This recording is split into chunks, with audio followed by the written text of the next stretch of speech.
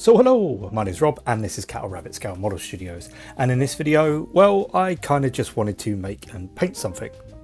I had this easy to build Stormcast guy knocking about, so I decided to test out a few things, and I ended up with a really quick and dirty Stormcast Eternal. Like most things I do, I ended up filming most of what I did, so I thought I'd pop it all together just in case others wanted to replicate this or put their own spin on it.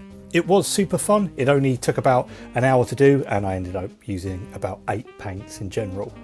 As always, drop us a like and subscribe if you don't already. Any extra information I will leave in the comments below. Anything I might have missed, chuck us a comment and I'll do my best to answer everyone. So the first thing is the sprue. This is rounded, so it should just pop out. However, I didn't like the idea of trying to force these small bits out with just my fingers, so clippers is the name of the game. I then removed any contact points or seam lines as per usual.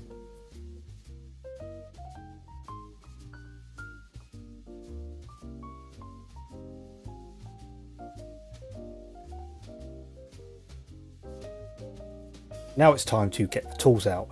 Here I'm using some jeweler's files and a nice sharp hobby knife, and the first port of call is removing any of the sculpted markings or Sigma iconography dotted around the model.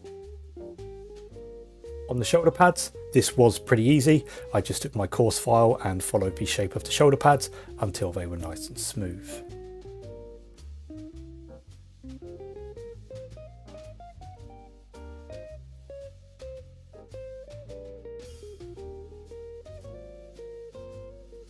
The shield, however, was a different story. I trimmed as much away as I could with my hobby knife, first removing thin slices of the plastic, till I could then use my file to smooth everything over.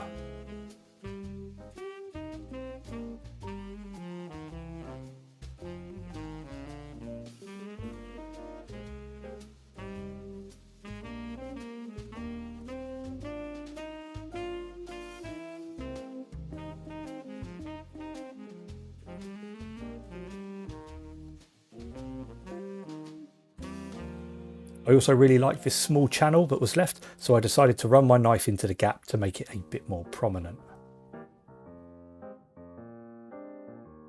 Once everything was trimmed, I could assemble the miniature.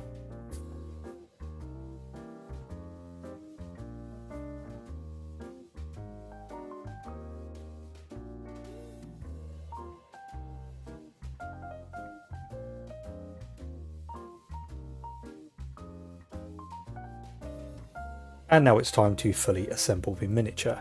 For this, I'm going to be using Tamiya Extra Thin Cement. This is normally my go-to adhesive. However, there's a particular reason why I'm using this today. A lot of people I see complain about push fit models. It's the pins. They struggle to get the pins in all the way and they're just not as push fit as maybe, well, they should be. Understandable, it is a incredibly tight fit and obviously plastic does heat up as it gets warmer, so if they're kept in probably bad conditions, you'll probably find that you're going to struggle to get the pins in. However, paint a little bit of Tamiya Extra Thin Cement on your pins and you'll actually find that they should push in really easily. That's what I've done here to make sure that everything goes together nice and tight. So there's just a good tip for using this adhesive.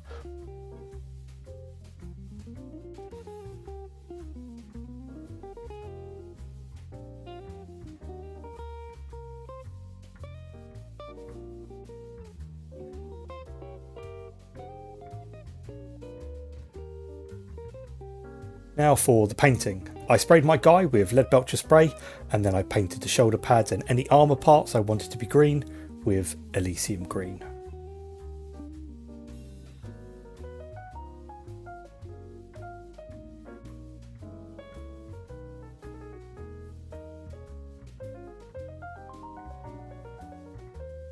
As always, I'm using a wet palette so everything dries nice and smooth. Then I popped him on his base, which was sprayed with corvus black, and what I'm going to do next is paint over the entire miniature with ratling grime. This is a paint that I've spoke about before. I really love this paint. It's a fantastic grimy, oily colour and it's perfect for this dirty Stormcast. Now once it's all painted on, before it dries, I'm going to wipe it away from the raised areas. For this you can use a finger or a tissue. This is a great method as it sort of gives you like this reverse highlight. And it was here I painted in as well once it was dry.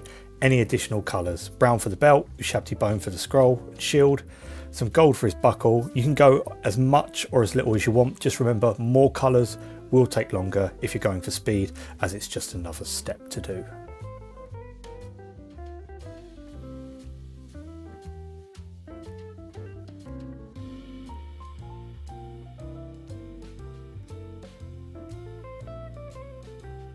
I did, however, do a little freehand on the shield, nothing too fancy, just some black vines, as this guy gave me a bit of a forest vibe with the colour scheme, so I did just lean into that.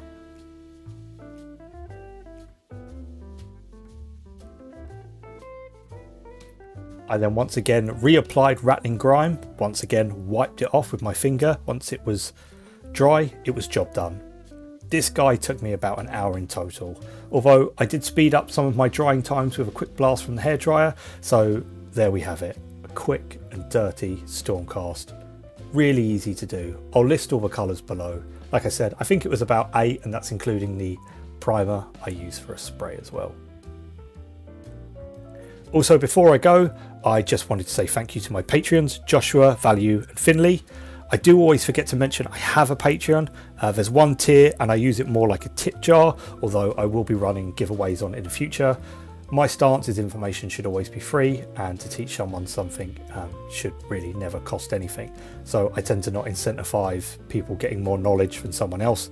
But if you are interested in supporting the channel, I'll leave links in the description box below.